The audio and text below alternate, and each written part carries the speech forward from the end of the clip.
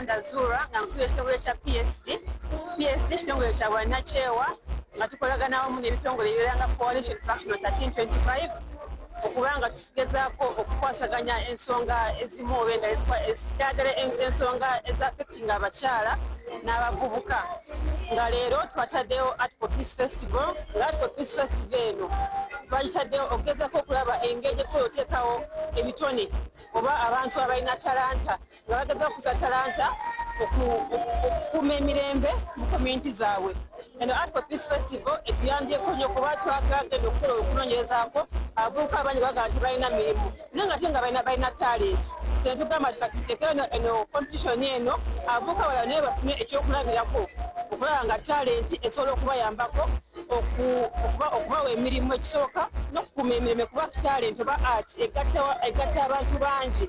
Tufuna okusanyuka, tufuna okuyiga, tufuna n'emirimu.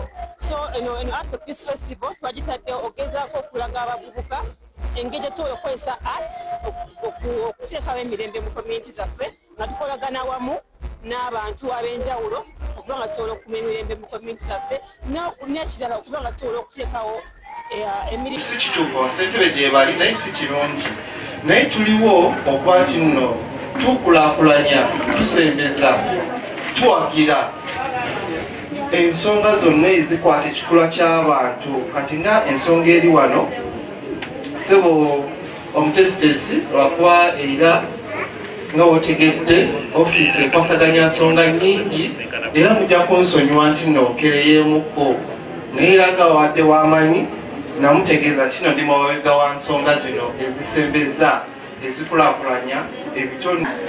Bampita ASP Kazungu Betty nga yenza akwanaganya poliisi n'omuntu wa bulijjo wano ensanje.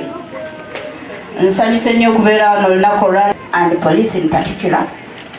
Ffe nga abapoliisi tukimanyi nti omuntu ng'anaakommittinga crime kitandikira mu kirowoozo.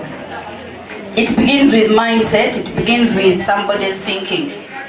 Nti okay, nanjagadde okunywa amazzi maybe enjala ennuma naye ngafunye ntya sirina ssente okay naye ndaba waliwo akacupa kaki ak'amazzi bw'amala okirowoozaako n'agenda n'akola ki n'akatwala. So for us tujja already nga akacupa okakoze ki okatutte ne tu actinga, isn't it? But then ebitongole bino bituyambako okulwanisa ekirowoozo ekyo ekyali mekinza omuntu okugenda okugjawo akacupa. Kitegeeza ki nti ebitongole bino bikola omulimu gw'amaanyi nnyo in fighting crime. Era sisobola bali wano tulemeeko kunyumirwa kwokka, but let us speak the message. Obubaka bwe batuwa ku stage wali tukole ki tubutwale ne thimu yokka etubuulira okola ki ekyokola.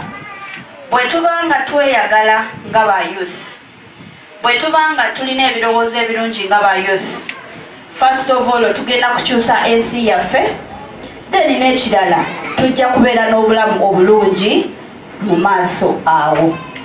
Era nsaba busabi ebitongole byaffe nga tuconcentratinze nnyo ku mind n'ebirala, naye bwe tubanga tudealinga with the youth tusobola n'okuleetamuko element oba aspect ya love, self love. Simanyi engeri gye muli nti you're creative enough, kyemanyi mujja kulaba engeri gye mukiteekamu mu bintu bya self love nti okay omuntu ono yes nga tufightinze obulamu oba tucontrolinze mindset ye engeri gy'alowoozaamu, naye ye ng'omuntu yeerowoozezzaako ati oba yeeyagadde atya. For example nja kuwa example nti okay ompadde akatebe akontuuleko, but engeri gye nti neeyagala obulamu bwange neeyagaliza nja kulaba nti akatebe ako kali mu kasana ngambe sijja kutuula mu kasana, kandabe engeri wenteeka akatebe kano mukawolereze nkole ki ntuuleko. Wabula bwe mba seyagala nja kati bano lwaki oteera akatebe mu kasana era oyagala ntule mu kasana ndwale nekindyusinga obwongo bw'okutandika okulowooza n'ebintu ebitandikoze eki ebitandibaddewo ate nekikuleetera okomitinga crime wabula self-love eyo nti bw'obanga weeyagala gwe nga youth n'abakuliraanye ojja baagala n'ebyo ebikuliraanye ojja byagala ate oyagale n'okubifula even more better nga bwebiri. Of course end result yakubeera na nsi nungi n'obulamu obulungi. Sigenda kwogera nnyo wabula mbeeyanza era mbaagaliza okunyumirwa okulungi. Ndi wa mukisa nnyo omukisa ogumpeereddwa okukwasa omuwanguzi ekirabo kino.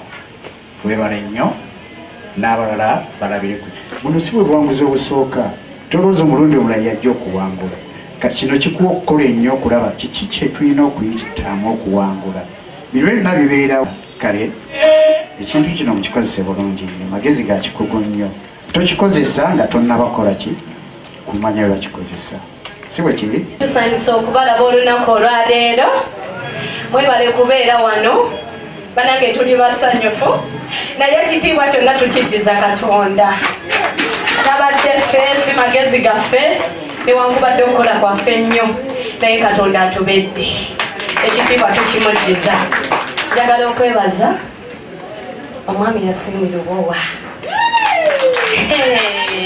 ne mukyala Christine Sendi omanyi mbeera yeeyo nenkulabako mubabaze eyo obugalo. Thank you so much for that short brief.